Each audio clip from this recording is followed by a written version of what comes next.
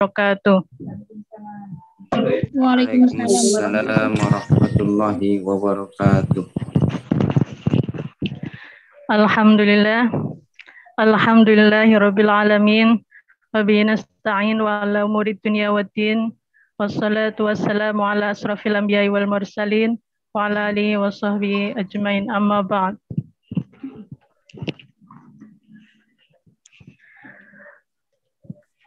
Kepada yang terhormat Bapak Imam Baihaqi selaku General Manager Dompet Duafa Hong Kong, kepada yang terhormat Al-Ustadz Ahmad Pranggono yang kami nantikan maidah hasanahnya, dan kepada yang terhormat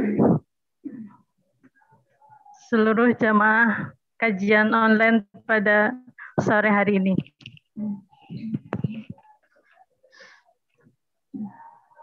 Pertama-tama, marilah kita ucap puji syukur kehadirat Allah Subhanahu wa Ta'ala yang telah menganugerahi kita nikmat sehat sehingga kita dapat berkumpul dalam kajian online pada sore hari ini. Yang kedua, salawat serta salam senantiasa kita curahkan kepada baginda Nabi besar Muhammad Sallallahu Alaihi Wasallam yang kita nantikan syafaatnya kelak di yaumil qiyamah.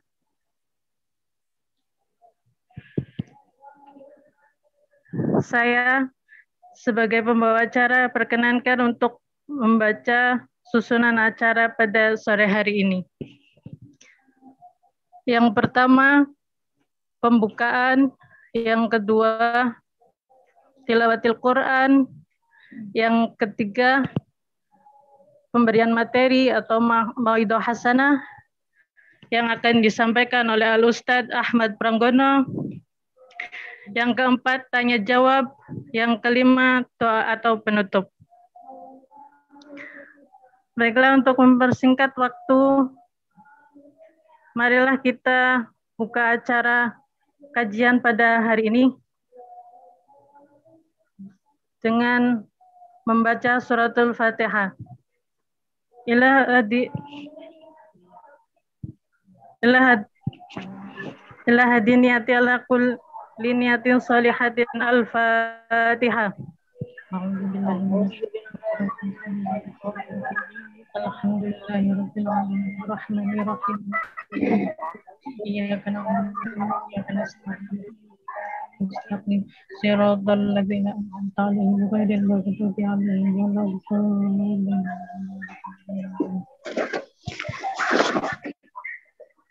Memasuki acara yang kedua, yaitu tilawatil Quran. Kepada yang bertugas kami persilahkan.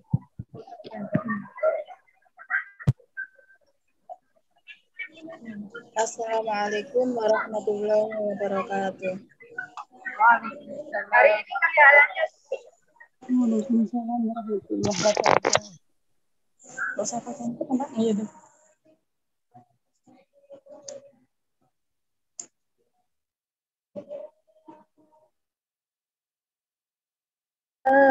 Minasyaitonirrajim. Bismillahirrahmanirrahim. Qul siru fil ardi thumma anzuru kaifa kana 'aqibatul mukadzibin.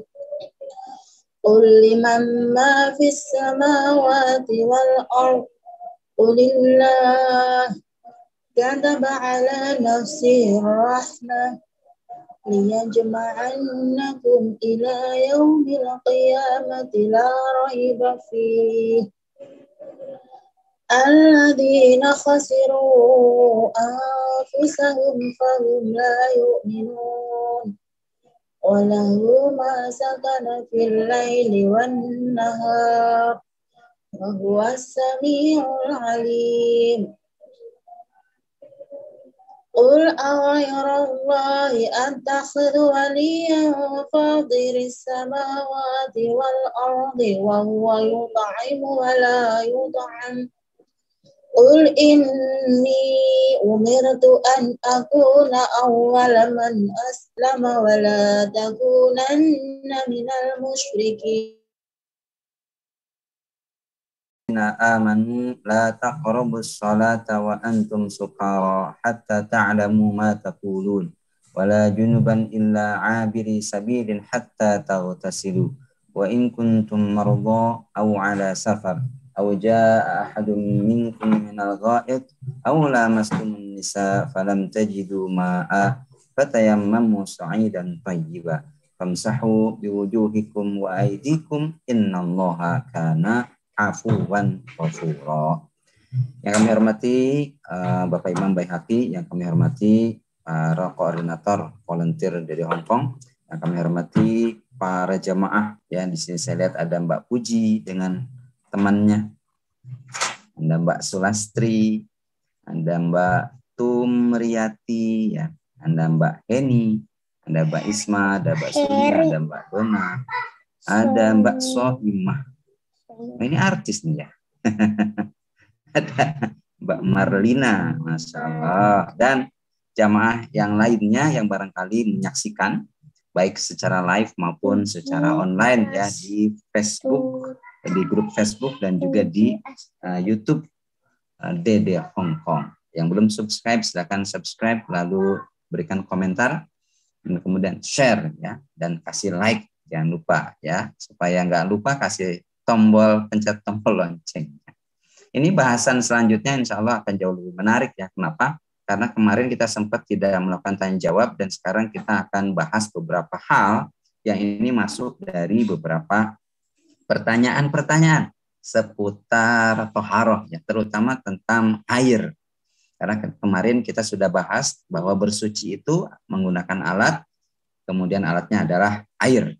Nah, nanti pertemuan yang akan datang kita akan bahas apa saja yang menghalangi orang dari bersuci. Salah satunya adalah najis.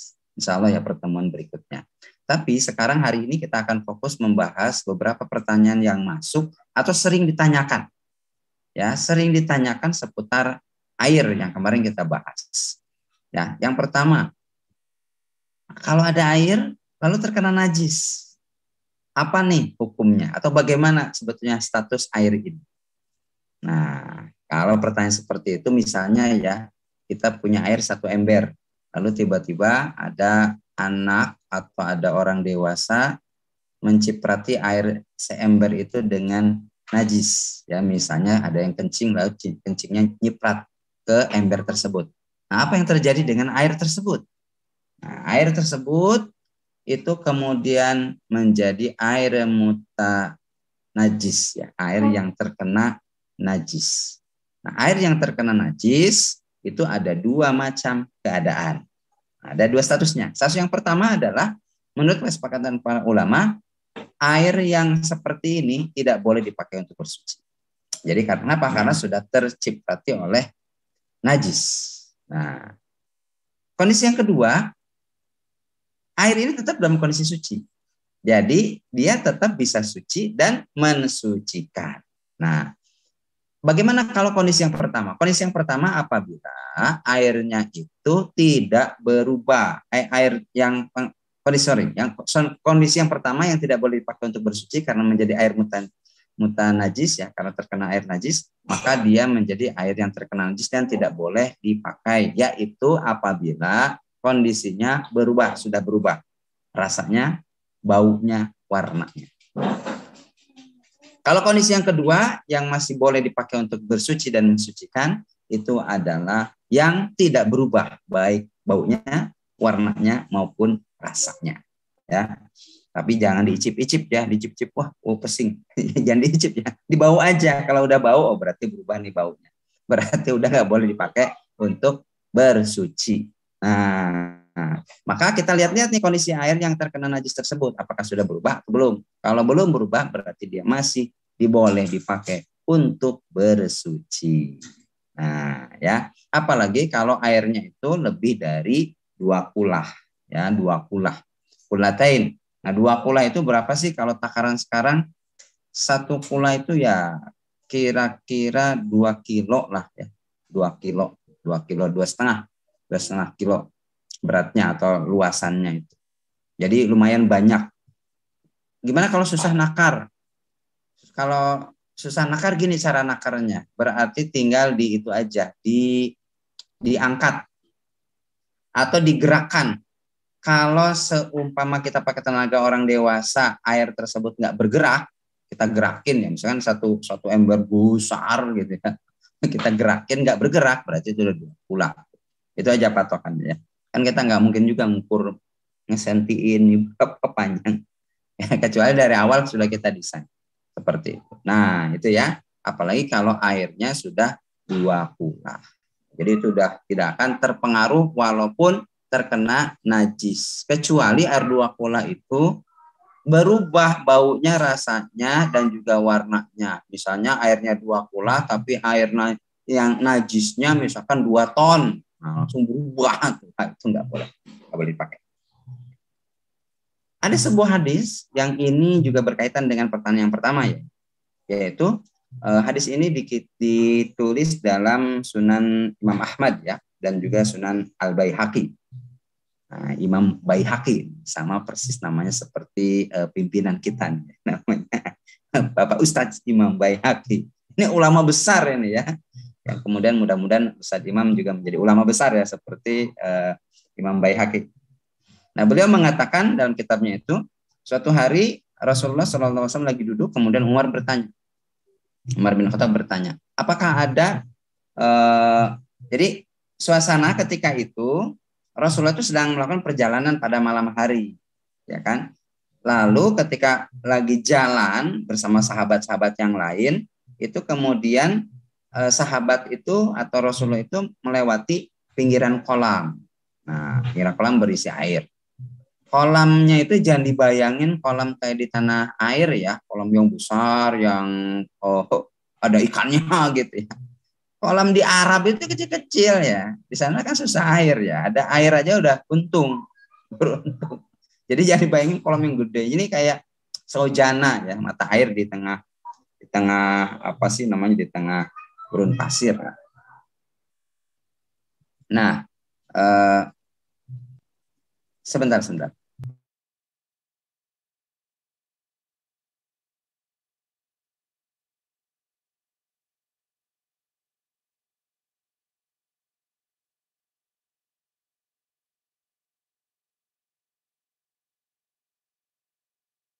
Ya, baik. Maaf, sebentar. Nah, lagi jalan melewati sebuah kolam. Lalu kemudian Pak Umar bertanya, apakah ada binatang buas yang minum di kolam ini pada malam hari? Lalu kemudian Rasulullah mengatakan begini. Kata Rasulullah ya, sebelum pemilik itu jawab, Rasulullah menimpali. Wahai pemilik kolam, jangan engkau beritahu. Karena kalau itu sesuatu yang keterlaluan akan bisa mempersulit diri sendiri gitu loh. Paham nggak maksudnya? Kalau ketahuan ternyata ada binatang buas yang minum di situ, kan jadi jijik ya. Jadi ngeri gitu. Jadi bertanya-tanya, ini najis apa enggak ya gitu loh. Ya. Kata Rasulullah, jangan tanya. Kalau dikasih tahu nanti malah menyulitkan, mendingan nggak usah tahu. Karena kalau nggak tahu itu dimaafkan. Nah, ini jadi kaidah juga untuk kita ya. Jadi kalau kita masuk ke kamar mandi terus ada air 1 ember, anggap aja kita nggak tahu kalau itu pernah kena najis gitu. Jadi jangan tanya-tanya, udah pakai aja selama airnya tidak berubah rasa, bau dan aromanya. Itu ya. Jadi jangan tanya-tanya, ini kena najis nggak tadi? Jangan-jangan kena najis, ini kayak udah dipakai deh kayaknya. Nah gitu. Itu kalau dijawab malah menyulitkan. Jangan ngepo deh, jangan ngepoin ya. Udah yang ada aja. Nah ini menarik ya untuk membahas pertanyaan yang pertama. Nah lalu kemudian itu air ya. Nah lalu kemudian tentang air juga ada pertanyaan yang masuk. Pak Ustadz, bagaimana nih kalau kita lagi wanita yang haid, kemudian kalau lagi haid kan suka pakai pacar ya, pakai kuteks. Nah itu boleh nggak kita boleh nggak kita berwudu? Nah, jadi salah satu syarat ini sebetulnya loncat ya bahasanya ke bahasan wudu, tapi nggak apa-apa kita jawab. Jadi salah satu yang menjadi syarat untuk bersuci atau kondisi menjadi suci itu adalah nyampainya air kena kulit. Nah, ketika ada penghalang seperti kuteks ataupun apapun itu, maka airnya menjadi nggak nyampe. Maka kalau airnya nggak nyampe, tidak sah bersucinya ya, toharohnya. Maka gimana dong kalau perempuan yang lagi selesai haidnya? Udah segera bersihin kuteksnya. Ya, segera bersihin. Kalau masih haid nggak apa-apa, masih pakai kuteks kan karena dia tidak perlu bersuci. Tapi sebetulnya kondisi, nah ini juga ada kaitannya. Kondisi orang yang sedang tidak suci itu bukan menjadikan dirinya najis, ya. Jadi jangan anggap perempuan yang sedang haid itu najis. Dirinya nggak najis, dirinya masih suci karena kan dia orang. Yang najis itu musyrik. Innamal musyrikuna najas. Sesungguhnya orang musyrik itu najis. Nah, najis kenapa? Karena mereka melakukan syirik. Mereka makan makanan yang najis. Mereka tidak pernah bersuci, maka mereka menjadi najis. Orang mukmin itu tidak najis. Adapun kondisinya tidak suci, tidak menjadikan dirinya najis. Jadi dulu pernah ada sahabat, ya Abu Hurairah namanya, ketemu Nabi. Lagi ketemu Nabi, tiba-tiba dia menghilang. Ngereles gitu, ngalewas, hilang aja kemana nanti ditanya, terus udah gitu datang lagi, terus ditanya sama Nabi, kamu tadi kemana? Tadi saya malu ya Rasulullah, tadi saya malu, saya lagi junub tadi, jadi saya buru-buru ingkir, saya bersuci dulu baru setelah suci saya datang. Terus kata Nabi, sesungguhnya orang mukmin itu tidak najis. Maksudnya apa? Walaupun kondisinya sedang tidak suci, dirinya itu tidak najis. Jadi nggak apa-apa ketemu, salaman, ngobrol, itu nggak apa-apa. Asal tidak melakukan ibadah-ibadah yang lainnya. Nah itu ya. Jadi ini kondisi yang perlu diperhatikan juga untuk sahabat-sahabat sekalian. Nah, saya izin dulu sambil geser ya, geser tempat. Iya. Nah, kita lanjut dengan pertanyaan yang selanjutnya ya. Jadi kalau perempuan yang mau berwudu, yang mau bersuci supaya syarat sucinya dapat, maka dia mau tidak mau harus menghilangkan cat kuku atau kuteksnya itu ya. Kecuali kuteksnya itu yang tidak menghalangi air sampai ke wudu, air sampai ke kulit. Nah, jadi itu biasanya pacar alami ya, bukan kimiawi biasanya. Dulu kita pernah punya pacar ya, nah itu baru boleh tuh untuk dipakai tidak menghalangi air masuk ke dalam menyentuh kulit. Nah itu untuk kasus pacar. Lalu ada pertanyaan lagi, ini pertanyaan juga menarik juga ya. Pak Ustadz, gimana kalau perempuan itu mau bersuci ya, apakah airnya itu harus sampai ke kulit-kulitnya? Nah, ini pertanyaan loncat juga, tapi nggak apa-apa saya jawab. Betul, airnya harus sampai ke kulitnya. Maka perempuan kalau dia bersuci, ya, ketika dia selesai mau bersuci, misalkan selesai dari haid dan mau bersuci, maka mau tidak mau, ketika keramas misalnya ya, ketika keramas itu airnya harus sampai ke kulitnya, kulit kepala ya, harus sampai ke kulit kepala. Tapi kalau dia, ini ada kasus juga ya, dulu pernah ditanya oleh Aisyah radhiyallahu anha ya, kecuali kalau rambutnya digulung. Nah, rambutnya digulung itu sebetulnya, ini bicara teknis sebetulnya ya, orang yang rambutnya digulung sebenarnya tidak perlu membuka atau mengurai gulungannya, atau rambutnya dikepang. Rambutnya dikepang tidak perlu membuka kepangannya, asal air yang diguyur ke kepalanya itu menembus sampai kepada kulitnya. Gimana caranya? Disiram 3 kali kemudian diremas-remas supaya air masuk menembus ke atau kena kulitnya. Jadi nggak perlu dibuka kepangannya, langsung disiram aja 3 kali, diusap-usap ya supaya air bisa sampai ke kulitnya. Itu sudah sah. Ya, sudah sah. Itu kalau lagi mandi ya. Kalau lagi setelah mandi kan kemudian kalau wudhu kan nggak perlu sampai kena kulit kepala ya. Yang penting mengusap sebagian dari rambut. Nah, Lama banget nunggu jalan. lalu ada lagi, kalau rambutnya disemir bagaimana Pak Ustadz? Jalan. Rambutnya disemir nih. Orang yang rambutnya disemir pakai pewarna ya, biasanya apa tuh? Jalan. Pewarnanya banyak mereknya ya. Misalnya rambutnya sudah putih karena banyak ubannya ya, lalu disemir biar jadi hitam. Atau justru disemir biar kayak apa itu ya, warnanya biar kayak jagung ya, pirang gitu, kayak bule. Nah, itu kan ada tuh yang disemir. Nah, jika rambutnya yang itu tergantung semirnya ya, teman-teman. Jika semir yang dipakai menghalangi air sampai ke kulit ya, atau menghalangi dari mengusap kepala ketika berwudu, maka wajib dihilangkan dulu tuh semirnya. Jadi dihilangin dulu. Karena ia dapat menghalangi kesucian dari kesempurnaan bersuci itu. Tapi kalau jenisnya itu tidak menghalangi air sampai ke kulit, ya biasanya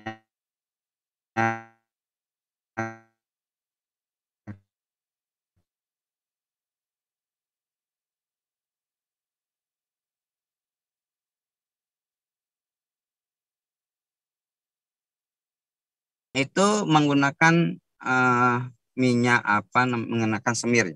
Ada lagi pertanyaan, kalau pakai minyak rambut atau lipstik, apakah membatalkan wudu atau enggak? Ya, nah ini pertanyaan bagus nih ya, karena sering ya kita kalau laki-laki pakai minyak rambut, kalau perempuan pakai lipstik. Nah, jadi jawabannya mudah ya. Itu tidak membatalkan wudu ya, tidak membatalkan wudu. Nah, lipstik gimana? Kalau lipstiknya ada lipstik yang ada lipstik yang anti air tuh ya kan, berarti kan dia tidak tembus air tuh. Nah, kalau wudu kan memang mulut bukan jadi bagian yang harus dibasuh ya, sunnah saja ya kan. Kalau dia hanya berwudunya itu menggunakan lipstik yang anti air, maka wudunya tetap sah, kecuali kalau lipstik anti airnya itu masih dipakai ketika dia harus bersuci dari hadas besar, harus mandi ya, maka itu menghalangi, harus dihilangkan dulu lipstiknya. Nah, kemudian jadi yang seperti itu tidak menghalangi air ya. Jadi prinsipnya adalah menghalangi air sampai kepada kulit ya, teman-teman. Jadi prinsipnya itu. Jadi kalau air bisa sampai tembus ke kulit, maka itu tidak menjadi apa-apa, misalkan minyak ya ataupun, makanya perlu perlu tahu jenisnya itu jenis seperti apa, baik minyak rambut ataupun cat rambut ataupun kuteksnya itu ya. Nah, ini pertanyaannya bagus ya. Ada pertanyaan gini seputar toharoh, seputar bersuci. Kalau tadi bicara tentang air ya, tentang alatnya, ini ada juga yang nanya tentang kalau lagi sholat, Pak Ustadz, lagi sholat terus tiba-tiba melihat adanya najis. Nah, kan kalau lagi sholat tiba-tiba misalnya ada ada cicak ya, ada tai cicak gitu, kan najis tuh ya. Itu gimana dong caranya? Ya, yang pertama syarat wajib sah sholat itu adalah suci dari hadas dan najis, baik dirinya, pakaiannya maupun tempatnya, kan begitu. Maka kalau tiba-tiba tadi udah pas nih, udah sesuai, udah nggak ada najis, lihat-lihat udah bersih, nggak ada najis, tiba-tiba celak aja ya, selek aja ada cicak, buang kotoran tuh di tempat kita sholat, maka ya kita harus membersihkannya terlebih dahulu gitu ya. Jadi lagi apes tuh emang tuh. Jadi sholatnya dibatalin dulu, bersihin dulu ya. Nah, nanti cara membersihkannya mudah, dibersihkan dulu, diambil dulu najisnya, baru kemudian dibasuh dengan air ya. Jadi jangan sampai najisnya masih ada langsung diguyur dengan air, nanti kemana-mana tuh malah jadi nyebar, ya kan? Kecuali dia ragu-ragu najisnya itu ada atau tidak, dia ragu-ragu. Jadi misalkan mau lagi sholat, kemudian tiba-tiba ingat tadi ada najis ya, masih ada atau sudah saya bersihkan ya, nah dia ragu-ragu. Nah kalau ragu-ragu maka dia tidak boleh membatalkan sholatnya. Ya. Sampai kapan? Sampai yakin betul-betul. Jadi kalau masih syakwa sangka ya, masih kayaknya itu lanjutin sholat. Karena itu bagian daripada was-was yang dihembuskan oleh setan kepada dirinya supaya dia nggak selesai sholatnya, ragu aja terusnya sholat. Jadi jangan sampai terganggu setan ya. Termasuk sama kalau lagi sholat terus tiba-tiba dia merasa kentut ya, merasa kentut, bukan kentut, merasa kentut. Kadang-kadang di kubulnya merasa ada kayak seperti kentut. Nah, kata Nabi itu tidak boleh dibatalkan sholatnya sampai betul-betul yakin kalau dia sudah kentut ya, misalnya dia dengar bunyinya atau dia cium baunya. Nah, gitu ya. Jadi kalau masih ragu, keraguan itu jalanin, karena biasanya setan menghembuskan ragu-ragu, termasuk dalam keraguan segala bidang ya. Dalam misalnya mau pergi atau enggak ragu-ragu, udah pergi aja langsung. Ya kan itu dari was-was. Bismillah, baca doa, insya Allah itu kebaikan untuk semuanya. Nah ini terkait dengan air ya. Nah kecuali najisnya itu adalah najis yang misalkan kita mau ketemu najis ya. Najis ternyata najisnya itu sudah kering ya, sudah kering dan tidak memudaratkan. Nah kalau hadisnya itu najis najisnya itu sudah kering ya. Jika najis itu sudah kering kemudian terus ya, maksudnya kering itu kalau nggak apa-apa gitu, kalau terkena pakaian dan badan maka tidak memudaratkan, maka itu tidak memudaratkan, maka tinggal dihilangkan aja najisnya itu ya.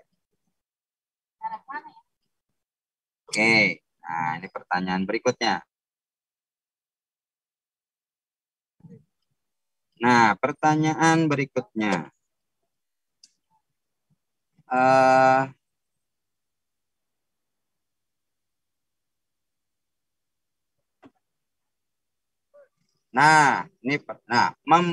Tentang membasuh atau mensucikan najis dari badan yang kena najis. Nah, ini Pak Ustadz, gimana kalau ada najis ya, tetapi tidak membatalkan wudhu, bagaimana hukumnya? Misalnya ujung pakaian wanita yang menyentuh najis, itu bagaimana? Nah, ini sama ya, ketentuannya adalah sama dengan hukum misalnya sandal yang kena najis, ya kan? Sandal kena najis, yaitu najisnya harus dibersihkan dulu. Nah, membersihkan najis kalau di sandal kan tidak mesti harus dicuci ya, digosok-gosok aja ke tanah sampai najisnya hilang. Itu sudah cukup untuk mensucikannya. Nah, ya. Ini pertanyaan bagus, alhamdulillah, terima kasih. Lalu ada yang bertanya lagi, ada seorang wanita yang boleh nggak sih menyapu rambutnya ketika berwudu, baik rambut kepalanya dalam kondisi ikat atau terurai? Nah, jawabannya adalah boleh ya. Kalau ketika berwudu itu mengusap sebagian rambutnya. Tapi yang diusap adalah rambut yang dekat dengan pangkal tubuhnya ya, bukan rambut yang di ujung-ujungnya. Jadi kalau rambutnya panjang sepanjang misalnya punggung gitu atau sekaki gitu ya. Panjangnya sekaki kan ada tuh, pernah ada orang perempuan panjang rambutnya panjang sekaki panjangnya. Nah, itu yang diusap bukan ujungnya ya, tetapi rambut yang dekat dengan tempat tumbuhnya. Itu baru boleh. Nah, diusap ya. Kalau perempuan tidak perlu harus mencucinya, membasahi. Nah, bagaimana kalau bersentuhan ya antara wanita yang bukan muhrim dengan laki-laki? Bagaimana hukumnya? Nah, hukumnya itu membatalkan wudhu. Membatalkan wudhu dan dia harus berwudhu lagi kalau dia hendak melakukan ibadah yang mensyaratkan wudhu sebagai salah satunya. Lalu ada pertanyaan, Pak Ustadz, gimana kalau orang yang sedang junub, apakah boleh membaca Al-Quran? Orang yang sedang junub, ya, itu dalam ayatnya, la yamassuhu illal mutahharun, tidak boleh menyentuhnya kecuali orang-orang yang suci atau disucikan. Nah, orang yang sedang junub adalah orang yang sedang tidak dalam kondisi suci. Nah, maka dia tidak boleh membaca Al-Quran sampai dia bersuci terlebih dahulu. Ya. Di belakang ya, Dek. Tidak boleh membaca Al-Quran. Kalau membaca bagaimana? Kan ada orang yang membaca tapi tidak menyentuh. Misalnya membaca dengan hafalannya. Apakah boleh? Nah, itu juga sama ya, tidak boleh. Ya, tidak boleh. Tidak boleh membaca Al-Quran dalam kondisi junub. Jadi bersih-bersih dulu, suci dulu, baru kemudian membaca Al-Quran. Nah, kecuali kalau menyentuhnya tidak langsung. Misalnya dalam kondisi darurat ya, ada Al-Quran tergeletak di lantai, tapi kita lagi junub, gimana nih? Kan kalau tidak diselamatkan, Al-Qurannya menjadi tidak dihormati. Nah, maka caranya jangan menyentuh langsung. Misalnya dikasih kain pelindung, atau dikasih tatakan supaya kita tidak menyentuh langsung kepada mushafnya. Itu juga boleh ya. Nah, ada pertanyaan, Pak Ustadz, gimana kalau ada air yang bercampur dengan klorin, ya kan? Atau bercampur agak keruh oleh tanah, itu boleh nggak dipakai untuk bersuci?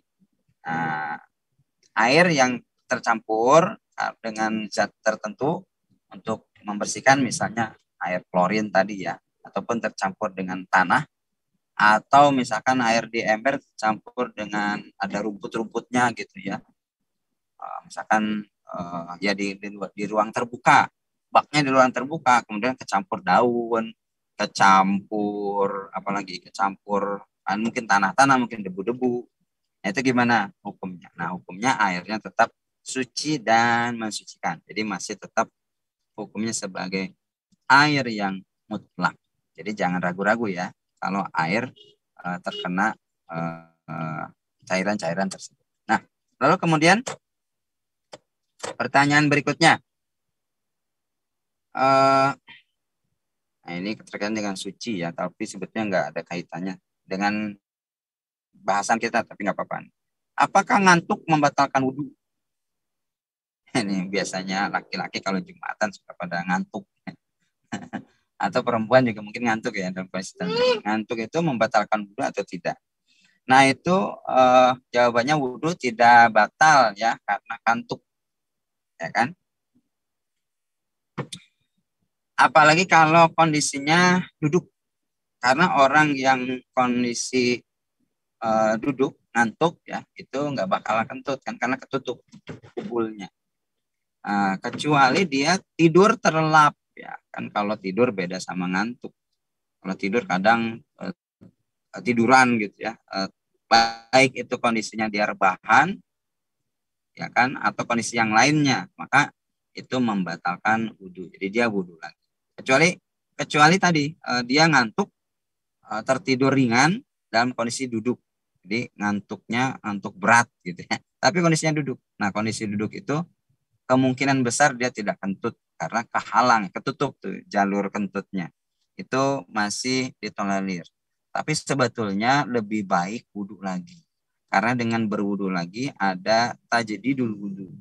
Tajdidul wudhu itu dapat pahala juga. Jadi dia akan mendapatkan pahala wudhunya kembali walaupun tidak wudhu untuk menghilangkan hadas ya. Tidak wudhu dalam menghilangkan hadas. Dan kita boleh tajdidul wudhu. Jadi misalnya kita udah wudhu nih, kemudian kita ibadah, lalu kemudian misalkan maghrib kan kita wudhu, sholat, kemudian zikir, masuk waktu isya, kita belum batal tuh, boleh nggak kita wudhu lagi? Sangat boleh. Itu namanya tajdidul wudhu, memperbaharui wudhu kembali, dan itu dapat pahala lagi. Kalau nggak wudhu, ya nggak wudhu nggak apa-apa karena belum hadas kan. Nah, tapi kalau dia mau tajdidul wudhu, dia dapat pahala ulang karena dia berwudhu lagi. Berwudhu lagi itu dapat pahala lagi. Nah itu alhamdulillah. Ya kan, bisa nambah pahala. Itu untuk pertanyaan kantuk. Nah, baik, ini ada beberapa pertanyaan yang sering ditanyakan juga. Lalu gimana hukumnya gelar sajadah di tempat yang diragukan kesuciannya? Ya, jadi ya gelar sajadah tapi ragu-ragu ini suci atau enggak. Nah, tapi sajadahnya suci. Tempat dia gelar sajadah itu yang tidak suci, gimana hukumnya? Nah, maka begini teman-teman, jika tempat yang itu suatu tempat itu pernah terkena najis, kemudian digelar di atasnya sajadah yang suci, maka hukumnya adalah sholatnya sah atau ibadahnya sah. Kenapa? Karena najisnya sudah tertutupi oleh sajadah kita yang suci. Gitu ya. Apalagi kalau najisnya itu najis yang kering dan tidak terlihat, otomatis menjadi suci. Kecuali misalkan ada tai kebo ya. Udah tahu ada tai kebo masih basah gitu, terus digelar sajadah di situ. Ya itu nggak ada tempat lain apa gitu ya, pindah aja cari tempat yang bersih. Namanya cari gara-gara kan, jadi kotor saja. Jadi ini kisahnya atau kisahnya adalah di tempat yang dia najisnya itu nggak terlihat atau najis sudah kering ya, bukan najisnya yang masih basah. Aduh. Ya, oke, itu pertanyaan selanjutnya. Ustadz, apakah kalau kita lagi wudhu harus menutup aurat? Nah ya, kalau lihat dari syarat atau rukunnya wudhu itu nggak ada syarat atau rukunnya harus menutup aurat. Jadi sambil bubu lucunan juga ya nggak apa-apa kita berwudhu ya. Tidak menjadi syarat untuk sah dalam wudhu. Jadi wudhunya tetap sah. Nah, lalu ada pertanyaan lagi, apakah kita lagi, nah ini pertanyaan, Pak Ustadz, kalau saya menyentuh kemaluan apakah membatalkan wudhu? Ya, kalau menyentuh kemaluan itu membatalkan wudhu ya, baik kemaluan sendiri ataupun kemaluan orang lain. Jadi misalnya kita nyebokin anak ya, menyentuh kemaluannya, nah itu wudhu kita menjadi batal. Ya, apalagi menyentuh kemaluan sendiri, maka wudhu kita menjadi batal. Kecuali tidak menyentuh langsung, ya misalnya nyebokin tapi pakai tisu dan nggak kena alat kelaminnya, itu boleh. Berarti tebel banget tuh tisunya. Ya kayak gitulah ya. Atau kita pakai sarung tangan gitu kan, niat tuh ya. Kalau nggak mau wudhu lagi gitu. Kenapa susahnya sebetulnya wudhu lagi aja. Lalu apa hukumnya kalau kita lagi wudhu, lagi dalam kondisi suci, ada wudhu, kemudian ada makanan yang nempel di gigi. Apakah makan, oh selilit ini mah ya, makan sate, selilit di gigi ya. Apakah harus menghilangkan selilitnya dulu? Iya, iya. Ya, ya kalau merasa nggak nyaman ya dihilangin dulu lah ya, dipakai tusuk gigi. Tapi sebetulnya nggak apa-apa, ya kan? Kalau masih ada, udah gosok gigi masih nempel nggak apa-apa, ya kan? Tidak membatalkan wudhunya.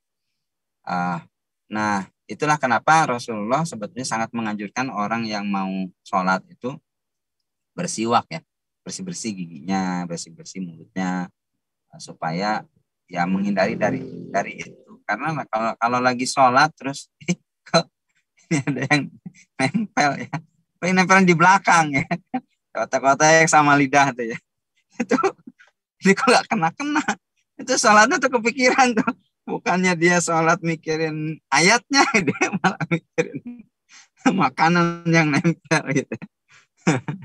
Ya, ya sholatnya sah, cuman ya gimana ya, enggak ini enggak bagus, apalagi dari takbir sampai salam masih mikirin itu aja. Itu enggak bener sholatnya itu. Jadi baiknya memang dihilangin ya, selilitnya itu, supaya ya bersih ya, tidak apa, tidak jadi kepikiran ya, tidak jadi kepikiran tuh. Lalu kemudian ada pertanyaan, kalau Ustaz, kalau menyentuh peralatan, kalau pakai peralatan kesehatan ya pakai alat dokter, terus menginjak kamar mandi atau menginjak najis, apakah membatalkan wudhu? Oh, enggak ya. Misalnya pakai sepatu dokter atau pakai sendal ya, pakai sendal atau pakai sarung tangan kena najis ya enggak ya. Ketika tidak langsung kena tangan, kena kulit, maka tidak membatalkan. Nah, ini pertanyaan lagi, kalau memandikan jenazah apakah membatalkan wudhu? Ya, memandikan jenazah itu menjadikan kitanya wajib mandi. Wajib mandi. Jadi salah satu yang mewajibkan kita mandi besar adalah setelah selesai memandikan jenazah. Nah, ya. Ya, itu sebetulnya dari segi kesehatan juga kan barangkali ya mayit itu ada penyakit-penyakit tertentu ya. Jadi kita mandi setelah itu. Nah, lalu sudah habis pertanyaannya, pertanyaan masuk sudah habis. Jadi itu teman-teman sekitar pertanyaan sekitar air dan kaitannya dengan toharoh bersuci ya. Nah, barangkali itu dulu untuk kajian kali ini. Silakan saya buka pertanyaan untuk teman-teman ya yang ada di tempat ini. Barangkali ada juga kasus-kasus yang ditemui atau dijumpai ketika berada di negeri beton di sana, ataupun kasus-kasus yang dijumpai di negeri kita sendiri. Dipersilakan, boleh pakai langsung raise hand atau langsung ya buka suara, atau boleh di chat juga. Silakan, saya kembalikan ke moderator. Baik, terima kasih Ustaz. Selanjutnya sesi tanya jawab, silakan bagi ukti-ukti yang mau bertanya, dipersilakan. Assalamualaikum Ustadz. Mohon izin bertanya. Waalaikumsalam warahmatullahi wabarakatuh. Ustadz, ini kalau kita sholat kan kadang kita rukunya itu lupa berapa rakaat, terus apa bacaannya kadang lupa gitu. Tapi ini nggak tahu apa bisikan setan, apa kita yang lupa benar-benar lupa, atau lupa enggaknya itu kita nggak tahu gitu. Itu sholatnya perlu diulang lagi apa diterusin gitu Ustadz? Terima kasih. Terima kasih. Ada setan yang tugasnya mengganggu manusia ketika sholat. Jadi tugasnya satu doang tuh, gangguin manusia ketika sholat. Nah, salah satu gangguannya adalah membuat ragu-ragu jumlah rakaat sholat. Nah, itu nggak hanya sholat ya, ragu-ragu itu. Kadang tawaf juga begitu. Tawaf itu kadang, makanya orang tawaf kadang bawa karet gelang gitu ya. Nah, itu untuk ngitung sebetulnya berapa nih putarannya. Nah, gimana caranya kalau kita lupa rakaat sholat? Maka kita cari dulu yang paling yakin berapa. Ya. Misalnya saya ragu nih antara 2 atau 3 nih yang saya lakukan. Rakaat kedua atau rakaat kedua. Maka cari dulu yang paling yakin. Kayaknya rakaat kedua deh. Itu dulu yang dipakai. Itu ya. Jadi ambil yang paling yakin lalu lanjutkan sholatnya. Tidak perlu membatalkan sholatnya.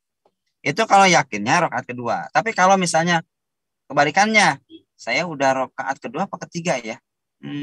Kayaknya saya yakinnya rakaat ketiga. Nah, lakukan rakaat yang ketiga, lalu kemudian sampai akhir. Ya, sampai sebelum salam. Ingat ya, sampai sebelum salam. Nah, sampai sebelum salam kan tahiyat akhir.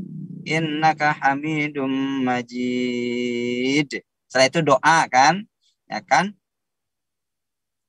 Allahumma inni a'udzubika min adzabil qabri wa min adzabin nar wa min syarri fitnatil mahya wal mamati wa min syarri fitnatil masiihid dajjal.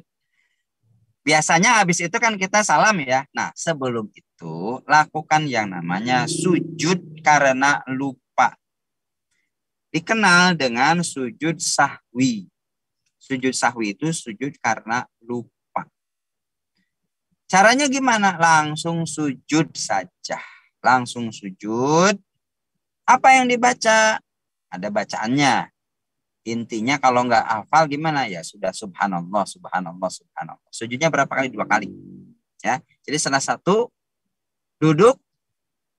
Duduknya nggak ada doanya.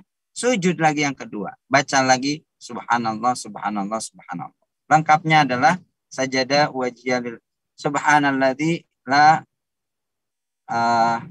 bismillahirrahmanirrahim. Allahumma sholli. Saya lupa ya. Saya harus sujud nih. Sujud karena lupa. Subhanalladzi la yanamu wa la yashu. Nah, itu ya. Ya Allah. Habis sujud nih baru ingat. Subhanalladzi, kalau mau tulis boleh.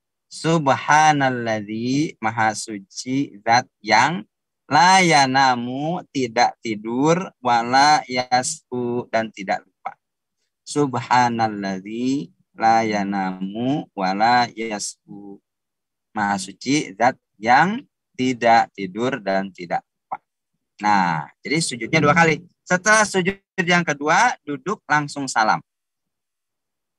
Itu kalau kondisi sendiri. Kalau kondisi dia jadi imam, ya kan? Jadi imam, kalau jadi imam, ada yang melakukan sujud sahwi, maka mau tidak mau makmumnya ngikut. Walaupun nggak tahu itu sujud apaan. Baru konfirmasi kalau setelah selesai salam ya. Tadi Pak Imam, Bu Imam sujud apa ya? Saya sujud sahwi, saya lupa gitu. Kalau makmum gimana? Kalau makmum lupa, maka dia ngikut imamnya. Kalau dia lupa sendirian, maka imamlah yang jadi patokan. Imam kok nggak sujud sahwi ya? Karena dia nggak lupa. Terus dia salam ya, kita ikut salam. Gitu ya. Jadi kalau jadi makmum jangan ngadi-ngadi. Jangan nama-nama. Wah, tadi saya lupa berapa ya? Ya kan dia jadi makmum, ngikut aja imamnya berapa. Terima kasih. Wallahu a'lam. Terima kasih Ustadz atas jawabannya. Assalamualaikum warahmatullahi wabarakatuh. Waalaikumsalam. Assalamualaikum warahmatullahi wabarakatuh. Assalamualaikum warahmatullahi wabarakatuh. Mau menambahkan pertanyaan yang tadi. Tadi kan kata Ustadz ketika lupa rakaat atau bacaan langsung sujud 2 rakaat, dua kali. Terus dengan membaca doa, apakah ketika selesai salam harus membaca tahiyat lagi atau langsung salam gitu Ustaz? Terima kasih. Assalamualaikum warahmatullahi wabarakatuh. Waalaikumsalam warahmatullahi wabarakatuh. Ya, langsung salam ya. Jadi itu sujudnya di akhir banget. Jadi setelah baca tahiyat sampai sampai doa terakhir, baru dia melakukan sujud sahwi. Setelah selesai 2 kali sujud itu, kan sujud, duduk, sujud lagi, baru duduk langsung salam. Ya, tidak baca ulang lagi tahiyatnya. Itu kalau ketika lupa. Jadi tidak perlu mengulang lagi tahiyatnya, bacaan tahiyatnya tidak perlu lagi. Jadi langsung salam ya Mbak. Allahu a'lam.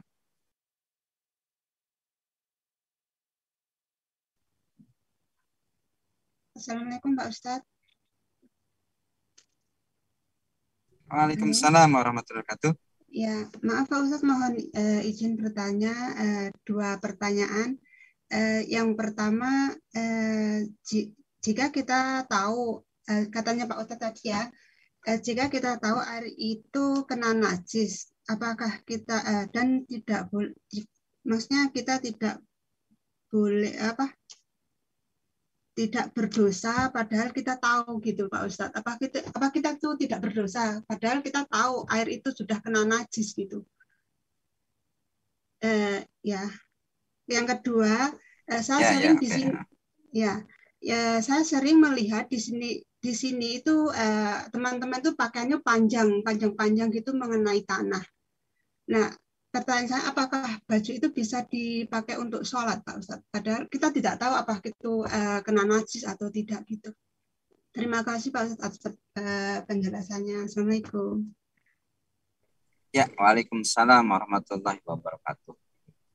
Baik, kalau kita tahu air itu najis, terkena najis, ya jangan dipakai karena itu akan menimbulkan keraguan, ya akan menimbulkan keraguan. Kecuali kita nggak tahu tuh airnya tuh terkena najis atau tidak. Itu yang pertama. Yang kedua, kalau itu airnya terkena najis tapi tidak merubah rasa, bau, dan warnanya, maka kita masih boleh menggunakan air itu. Apalagi airnya terbatas.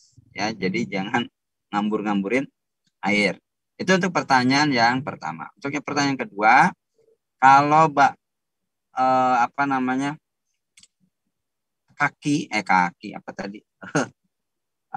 baju ya, baju bawahan underrok gitu ya. Underrok. Bener kan ya namanya underrok? Rok Pak Ustadz, bukan underrok. Rok ya, rok panjang gitu atau gamis panjang ya. Nah, itu dalam najis kategorinya ada najis yang umul balwa. Umul balwa itu najis yang dimaafkan karena nggak kelihatan, susah dihindari gitu ya. Misalnya kalau laki-laki naik motor, kemudian kondisi becek, nah atau kondisi biasa nggak becek, kemudian di jalan atau apa ketemu tempat-tempat yang becek terus nyiprat-nyiprat gitu ya. Nah, cipratan-cipratan itu kita nggak tahu apakah ada najisnya atau enggak. Selama cipratannya tidak membuat kita masih nyaman, maka itu tidak dianggap sebagai najis, dan itu najisnya disebut dengan umul balwa. Umul balwa itu najis yang dimaafkan. Ya, karena sulit juga menghindari itu. Bahkan kotor itu tidak najis ya. Bukan berarti kotor itu najis. Ada satu hadis yang diriwayatkan oleh Ummul Mukminin Aisyah radhiyallahu anha, bahkan orang yang bertani, petani ya, orang yang bertani itu sholat menggunakan pakaian taninya. Jadi kalau tani kan kena tanah ya. Nah, tanah itu nggak najis. Jadi kotor, tapi kotor itu tidak najis. Jadi masih boleh dipakai untuk sholat. Nah, kasusnya sama dengan rok yang tadi kena panjang-panjang ya. Itu nanti kena najis atau enggak. Kita nggak tahu di situ ada najis atau tidak. Tapi sebetulnya bumi itu suci. Jadi najis kena bumi itu menjadi suci. Ya, kalau kita pakai baju panjang lalu nyapu tanah ya karena saking baiknya gitu ya, biar tanahnya bersih. Nah, itu enggak apa-apa ya, tidak menjadikan, kecuali karena najis yang basah ya. Najisnya bau gitu. Lagi nyapu tanah gitu kena tai kucing. Nah, itu najisnya dihilangin dulu ya. Lagi sholat terambreng-ambrengan ya. Tapi kalau enggak masih kena debu-debu biasa gitu, kotor-kotor biasa, itu enggak apa-apa dipakai untuk sholat karena kategorinya masih suci. Nah, Kotor tidak berarti najis ya. Kotor tidak berarti najis. Kotor masih dikategorikan suci. Nah, biasanya ada tipologi orang yang resik. Nah, kecuali itu bukan berkaitan dengan hukum berarti ya, berkaitan dengan kepribadian. Aduh, sayanya kayaknya nggak nyaman deh kalau ibadah pakaiannya kotor. Ya, itu berkaitan dengan kepribadian, bukan berkaitan dengan hukum. Nah, kalau udah kepribadian ya silakan aja, senyamannya mau bagaimana. Tapi secara hukum itu sah ya, dipakai untuk melakukan ibadah. Wallahu a'lam, Mbak Sunastri. Ya, terima kasih Pak Ustadz buat penjelasannya. Assalamualaikum. Assalamualaikum.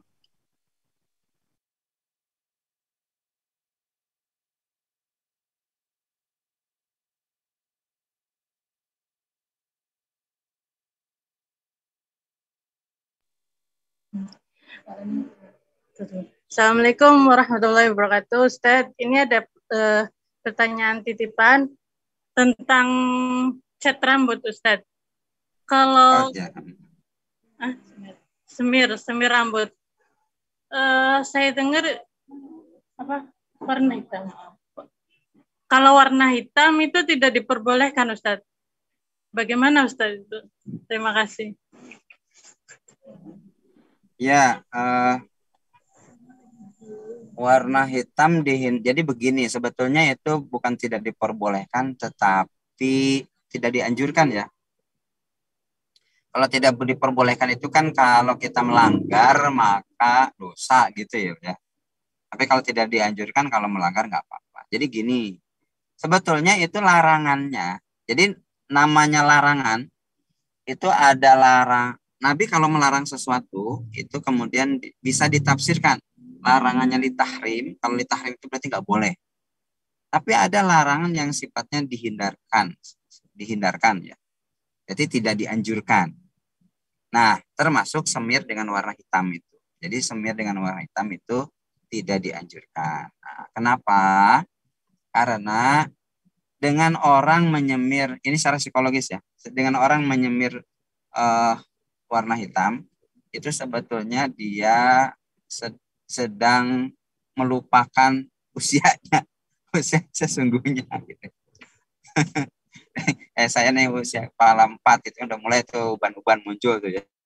Nah itu dipakai warna hitam. Itu seolah-olah itu kalau dia akan lupa dengan umur sesungguhnya. Nah, beda kalau dibiarkan aja ubannya itu ada. Gitu. Dia akan ingat umur gitu. Itu udah ada ubannya loh. Ya kan gitu. Jadi itu sebetulnya dihindari. Nah, karena dulu Rasulullah menggunakan semirnya itu warna merah. Cuman kalau di kita semir warna merah itu kayak gimana ya, jarang gitu ya orang pakai semir warna merah. Ada sih, misalnya janggut semirnya warna merah gitu. Nah, itu dulu Rasul menggunakan warna merah itu. Yang mungkin dulu nggak ada warnanya hitam mungkin ya, walau alam. Jadi sebetulnya kalau kasusnya tadi bukan dilarang tetapi sebaiknya dihindarkan. Nah, kalau mau pakai juga gimana ya silakan aja. Itu karena larangannya bukan ditahrim ya, bukan dilarang, tetapi tidak dianjurkan menggunakan warna hitam untuk uban ya. Nah, kalau udah rambutnya warna hitam mau tambah hitam lagi pakai conditioner itu boleh aja, dipersilakan. Itu ya jawabannya. Walau a'lam. Baik, terima kasih Ustadz. Silakan bila ada pertanyaan lagi.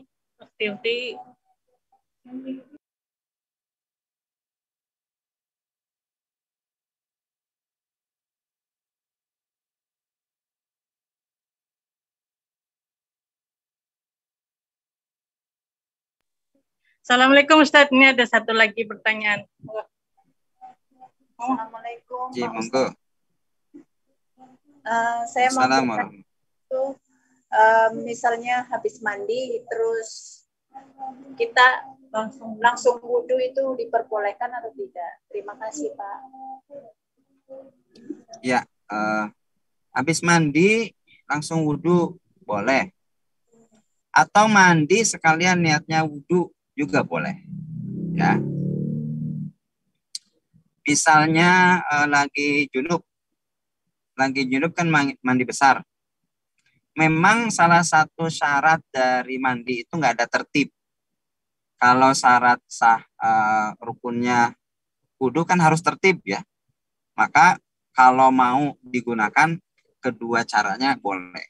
Jadi niatnya adalah, kalau tadi ya mau niatnya mandi sekalian wudu, niatnya adalah niat mandi dan sekaligus wudu. Nah, tinggal lakukan hal-hal yang, dan ini diajarkan oleh Rasulullah ya. Ketika mandi besar itu maka dihilangkan dulu najisnya. Dan kalau masih ada najis, misalkan kalau mandi besar karena berhubungan ada air madi di situ, maka dibersihkan dulu. Lalu kemudian setelah itu lakukan basuhlah anggota-anggota wudhu, mulai dari kumur-kumur, ya tangan kumur-kumur, kemudian hidung, kemudian muka, kemudian tangan kanan, kemudian tangan kiri. Nah, ketika rambut maka diguyur pakai air ya, minimal 3 kali. Lalu kemudian setelah itu membasuh anggota badan sebelah kanan pakai gayung, diguyur dan kemudian diratakan. Boleh diratakan itu dengan dipijat-pijat, boleh digosok-gosok, itu teknis aja. Setelah itu guyur lagi anggota badan sebelah kiri. Nah, berarti kalau sudah semua anggota badan terkena air, ya rata airnya, maka itu sudah selesai junubnya. Nah, sisanya tinggal basuh kaki. Nah, jadi udah langsam tuh, double impact, combo ya, paket combo. Mandi sekaligus wudhu. Nah, kalau belum terbiasa memang agak ini ya. Atau mau mandi dulu terus wudhu, boleh juga. Atau wudhu dulu baru mandi, jangan ya. Kalau lagi punya hadas besar, mandi dulu baru wudhu, ya jangan kebalik. Karena yang besar dulu hadasnya dihilangin, baru hadas yang kecil. Itu ya jawabannya, mudah-mudahan bisa kita praktekkan. Baik, terima kasih Ustadz. Saya bacakan pertanyaan yang ada di kolom Ustadz. Assalamualaikum warahmatullahi wabarakatuh. Ustadzuna, izin bertanya apa hukumnya ruqyah dan kegunaannya? Ustadz, terima kasih. Oh iya, ruqyah itu pengobatan ya. Kalau bahasa Indonesia itu pengobatan. Ruqyah, raqa yuraqi, ini uraqika, aku mengobatimu kan gitu. Dalam hadisnya itu. Ini uraqika bismillahilladzi la yadurru ma'asmihi syai'un fil ardi wala fis sama wa huwas samiul alim. Aku mengobatimu dengan nama Allah yang dan seterusnya. Itu ruqyah. Jadi ruqyah itu sebenarnya pengobatan. Nah, pengobatan itu akhirnya menjadi apa yang diobati? Yang diobati adalah raga, jiwa, dan pikiran. Jadi ruqyah itu pengobatan, mengobati sakit badan, penyakit fisik berarti ya, penyakit fisik, penyakit jiwa, kesehatan jiwa, dan juga penyakit penyakit pikiran.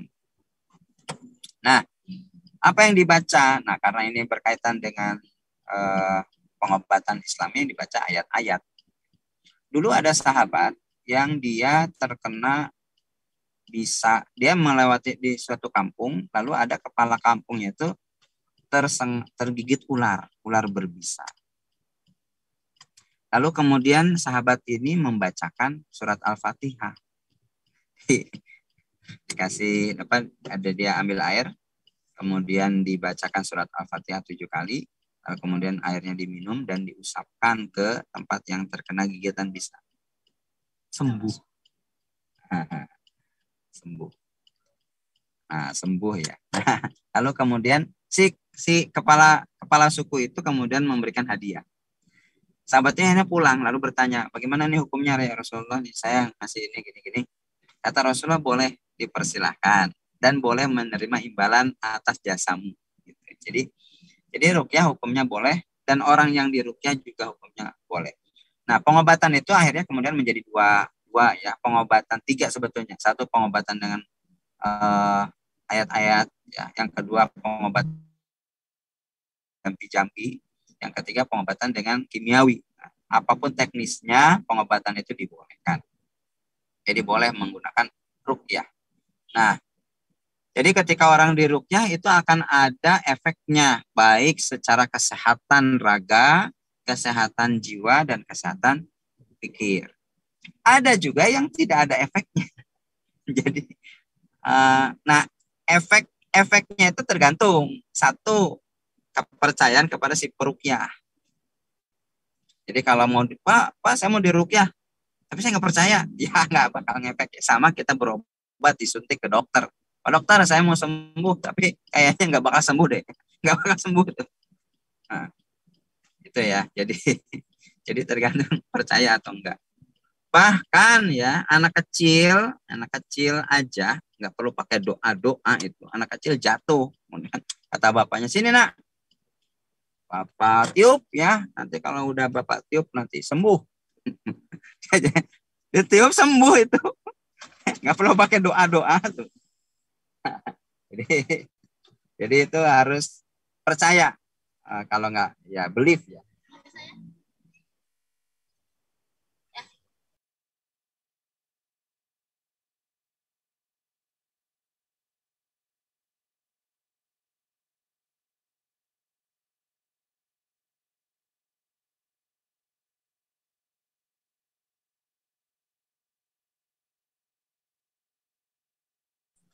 Iya.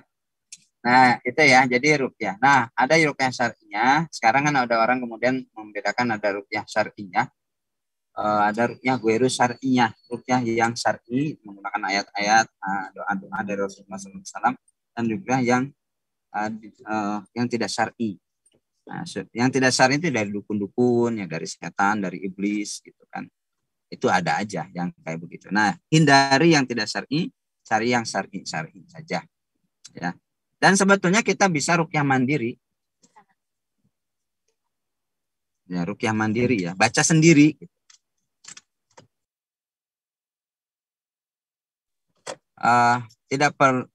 Maksudnya tidak mesti harus pakai orang lain ya.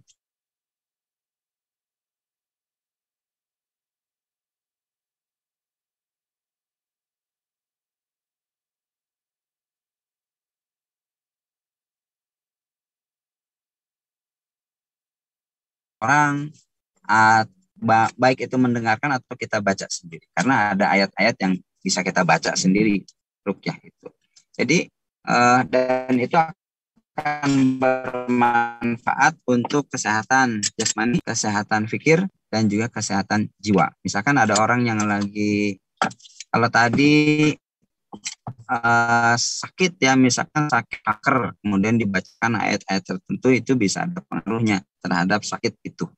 Atau kankernya kantong kering ya, misalkan lagi kantong kering terus dia baca ayat 1000 dinar gitu ya.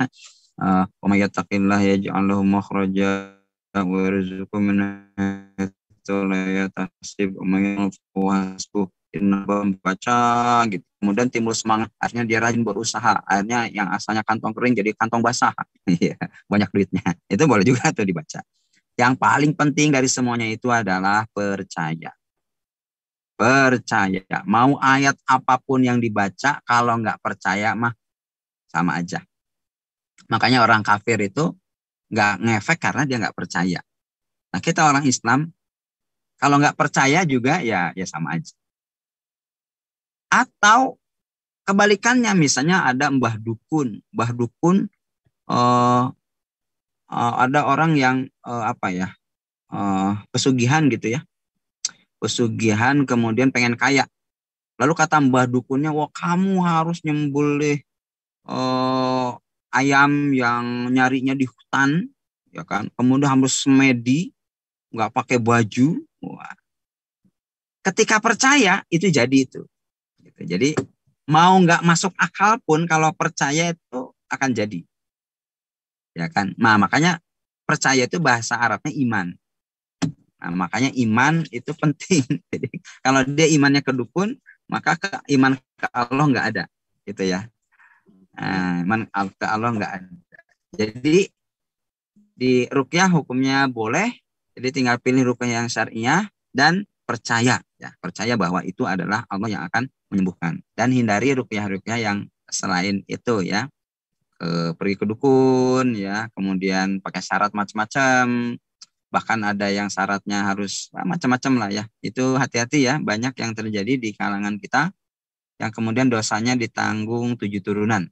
Nauzubillah ya, jangan sampai, apalagi sampai ngepet ya. Ngepet, mungkin lilin itu ada di sekitar kita. Nah, jangan sampailah kita terjebak ke itu. Jadi kembali ke ruqyah tadi, ruqyah diperbolehkan, silahkan kalau mau ruqyah, dan ruqyah juga bisa jarak jauh ya sebetulnya. Jadi bisa pakai telepon, pakai video call, itu bisa. Karena sebetulnya yang paling berefek itu ya dari diri sendiri. Ya kan, dari diri sendiri. Kalau dari diri sendirinya mau sembuh, mau berusaha, itu akan ada keajaiban. Tapi kalau diri sendirinya juga nggak percaya dan yakin nggak sembuh-sembuh, nah apalagi itu sakit nih, kayaknya saya udah berobat kemana-mana, kesana kemari dan nggak sembuh-sembuh. Terus ketika mau berusaha, kemarin aja nggak sembuh, kayaknya sekarang juga nggak sembuh. Nah itu hati-hati itu. Kepercayaan dalam pikiran kita itu akan mempengaruhi hasil akhirnya. Padahal kemarin tidak akan sama dengan hari ini. Dan hari ini tidak akan sama dengan besok, gitu ya. Itu terjadi dengan kita semua ya. Maka ibu-ibu, teman-teman sekalian ya, jangan pernah mencap hari besok sama seperti kemarin. Karena kalau kita mencap sama, maka yang terjadi adalah sama, gitu ya. Aduh kemarin mah dulu saya orangnya susah diatur. Ya emang saya mah orangnya susah diatur. Besok juga pasti saya susah diatur. Nah itu juga akan terjadi seperti itu. Maka kalau kita ingin mengubah masa depan, sebetulnya adalah otak kita yang diubah dulu. Jangan pernah menyatakan, saya mau orang miskin, ya memang lahirnya miskin, ya saya sekarang miskin, nah besok pasti miskin. Nah, kalau udah seperti itu berarti kita udah suudzon sama Allah. Ya kan, padahal Allah mengatakan, ana inda dzanni abdi, aku tergantung prasangka hambaku kepadaku. Jadi kalau kita mau merubah nasib, mau sembuh dari segala macam penyakit, itu perbaiki dulu prasangka kita kepada Allah. Mudah-mudahan Allah mengangkat semua penyakit hati, penyakit jiwa, penyakit raga yang ada di dalam diri kita. Amin ya rabbal alamin. Allahu a'lam. Baik, terima kasih Ustaz. Acara selanjutnya itu doa atau penutup. Silakan Ustaz, mohon. Mari kita sama-sama bermunajat kepada Allah yang Maha Mendengar, yang Maha Melihat, yang Maha membolak-balikan hati. Semoga Allah menjadikan semua jalan yang kita tapaki, semua aktivitas yang kita daki, dan semua hal yang kita lakukan bernilai ibadah. Dan perbaiki husnuzon kita kepada Allah subhanahu wa ta'ala. Allahumma salli ala Muhammad wa ala ali Muhammad. Allahumma inna nas'aluka ridhaqal jannah wa na'udzubika min sakhatika wan nar. Ya Allah, kami hanya meminta ridho-Mu dan surga-Mu. Dan kami memohon agar dijauhkan dari bencana angkara murka-Mu dan dari api neraka. Rabbana atina fid dunya hasanah wa fil akhirati hasanah wa qina adzabannar. Wa sallallahu ala khairi khalqihi Muhammadin wa alihi wa barik wasallim. Walhamdulillahi rabbil alamin. Terima kasih. Wallahu muwaffiq ila aqwamit thoriq. Assalamualaikum warahmatullahi wabarakatuh. Terima kasih Ustaz. Waalaikumsalam warahmatullahi wabarakatuh. Terima kasih Ustaz. Terima kasih Ustaz.